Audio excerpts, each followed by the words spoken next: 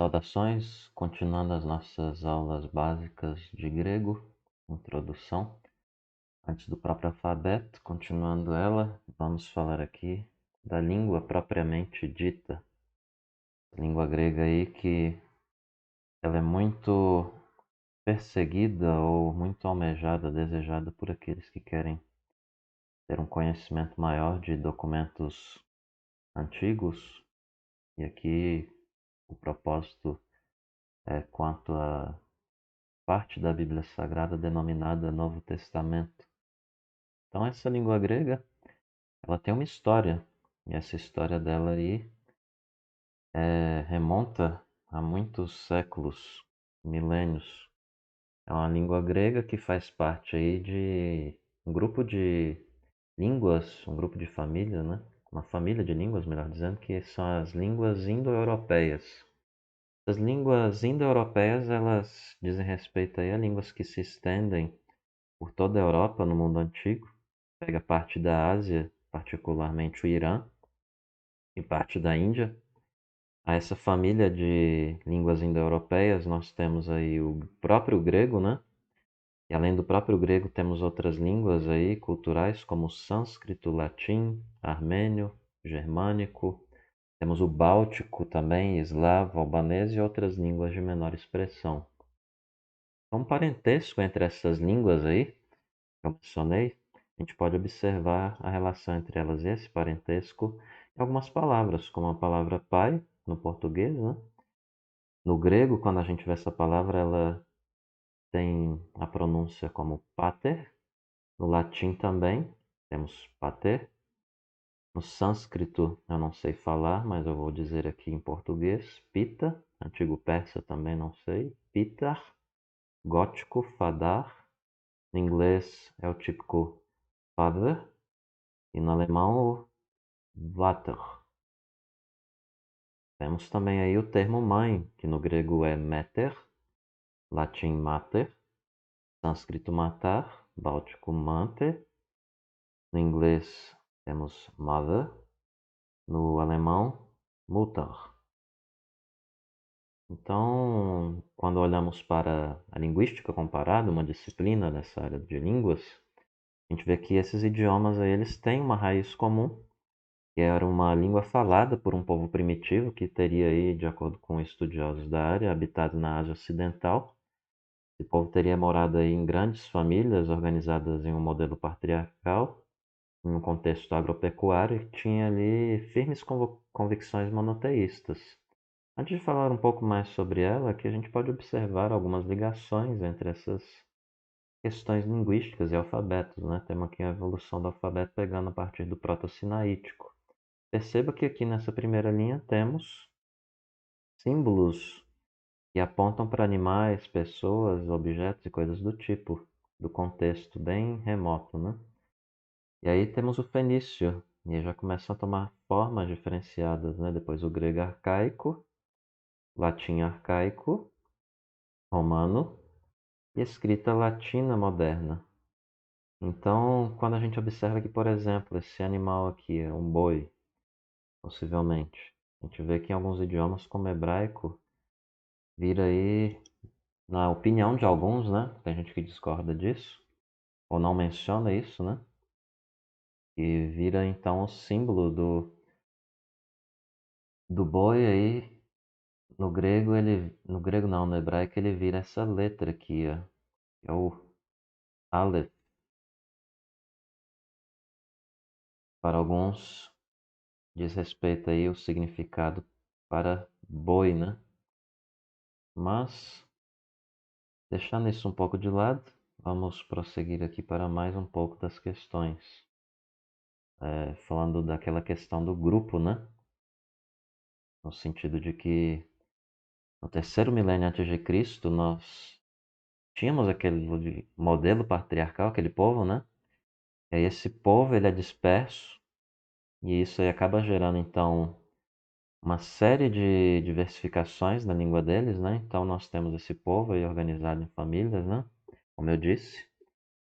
E quando a gente compara essas questões dos vários dialetos, né? A diversificação da língua, e afins, a gente observa que a própria Escritura, a Bíblia, né, ela fala sobre isso, e a gente observa também algo mais, que a própria questão dessa ciência da linguística, né, ela confirma ou corrobora, vão dizer alguns, né, diz aquilo que já estava escrito na Bíblia, né, pelos mesmos caminhos, revelando aí então que há essa questão aí da narrativa e estudos aí científicos nessa área. Não que isso diga muita coisa, né?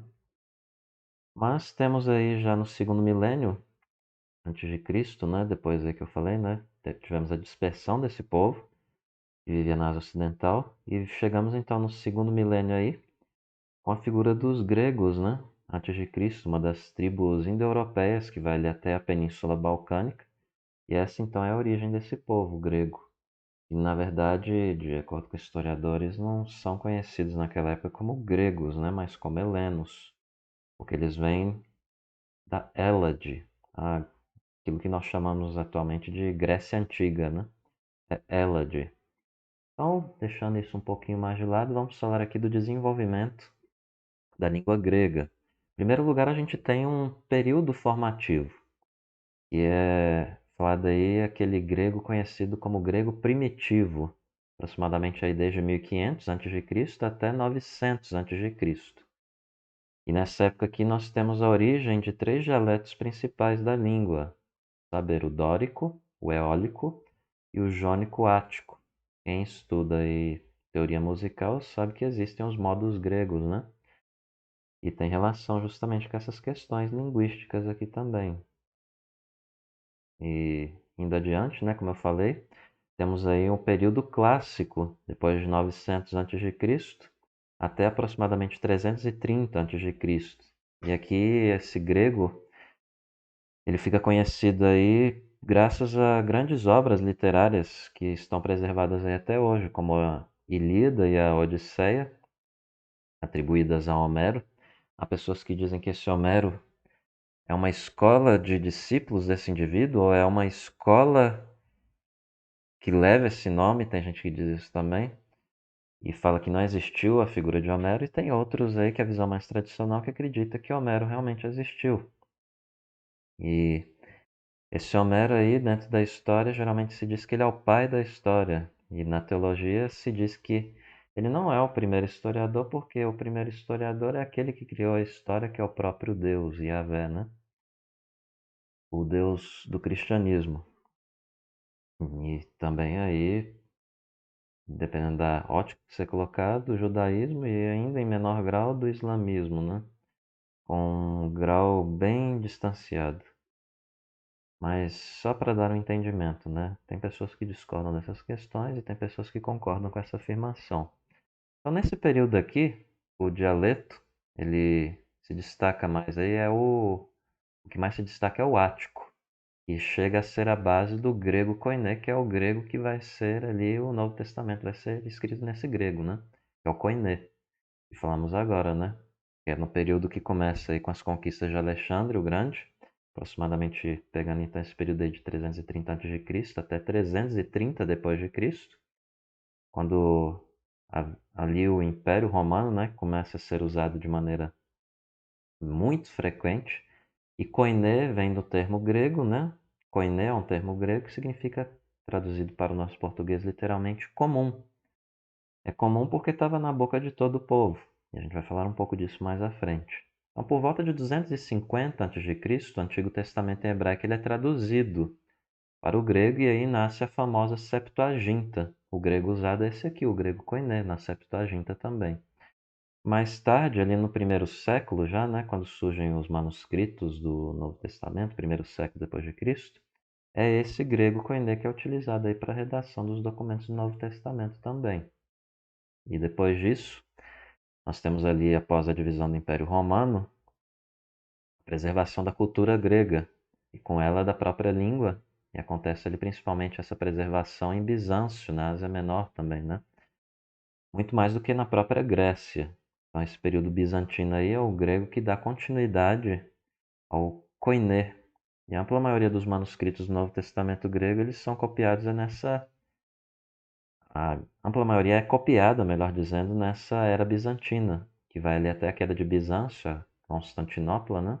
Em 1453 d.C. E por fim, temos aí, após 1453, né? A partir da queda do Império Romano Oriental, a língua de uso comum, que é conhecida pelo nome de grego moderno, falado atualmente aí, essa língua falada nas ruas de Atenas até hoje, desde então, né, representando aí o estágio mais avançado do desenvolvimento natural da língua, né, desde os antigos gregos até os dias atuais. Então, com as conquistas de Alexandre, voltando um pouco lá, né, a língua e a cultura grega são preservados para todos os povos, né, do Império Romano. O grego koiné ele vem a ser conhecido e usado universalmente no território romano. Era a língua que o povo falava no dia a dia, por isso que é koiné comum. É o grego que Jesus escutou na Galileia, possivelmente também falou, né? Ali também em Jerusalém. É o grego que Paulo usa para pregar em Atenas, Corinto, Roma. É o grego que Apolo aprende em Alexandria. É basicamente a língua dos instruídos e a língua usada em ruas e mercados, é a língua do povo também. Utilizada no comércio e na própria correspondência familiar. Temos muitos documentos que remetem a isso. A gente consegue fazer comparações de muitas cartas do Novo Testamento, o prefácio, a apresentação, essas coisas que seguem o molde do período, né, em que foi escrito. E nem todas as pessoas, devemos destacar aqui, tinham o mesmo grau de instrução, de maneira então que o domínio da língua variava de pessoa para pessoa. Além disso, a gente vê essa questão, melhor dizendo, a gente também vê essa questão, né, da diferença do grau do grego nas próprias pessoas que escreveram o Novo Testamento.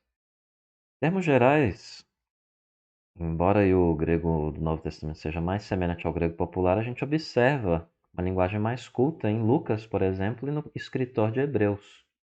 Enquanto que a linguagem usada por Mateus, Marcos e especialmente João, elas têm algumas características mais simples e alguns chegam a dizer que até mais rústicas, né, mais grosseiras, quando comparados, melhor dizendo, né, comparadas as escritas desses autores com os dois primeiros que eu falei, né, o de Hebreus e o de Lucas, ou Lucas, né? Então os escritores aí que Deus usa para escrever o Novo Testamento, eles também devemos destacar que são judeus, com exceção de Lucas, e eram familiarizados muito ali com a vida religiosa judaica, acostumados a falar em um dialeto hebraico chamado aramaico, e quando usavam o idioma grego, eles faziam dentro de um estilo pessoal e dentro de uma mentalidade, cosmovisão hebraica. E aí colocavam características específicas no grego que eles usavam. Além disso, eles viviam, né, nesse mundo grego, o mundo do grego koiné, que estava ali constantemente sofrendo influências do latim, estava se propagando ali pelo Império Romano. Então Deus, ele registra a sua revelação usando estilos particulares. Ele não descarta as especificidades de cada escritor. Ele usa o idioma também que é rico para registrar a sua revelação. Ele usa indivíduos singulares, particulares, todos homens de Deus, que falam e escrevem da parte dele, né, movidos pelo Espírito Santo, conforme está destacado em 2 Pedro 1:21, onde é dito: porque nunca jamais qualquer profecia foi dada por vontade humana. Entretanto, homens santos falaram da parte de Deus, movidos pelo Espírito Santo. Então, encerrando esse bloco aqui, temos algumas sugestões, seguindo o nosso roteiro, né? Aqui é um léxico ou um dicionário, né?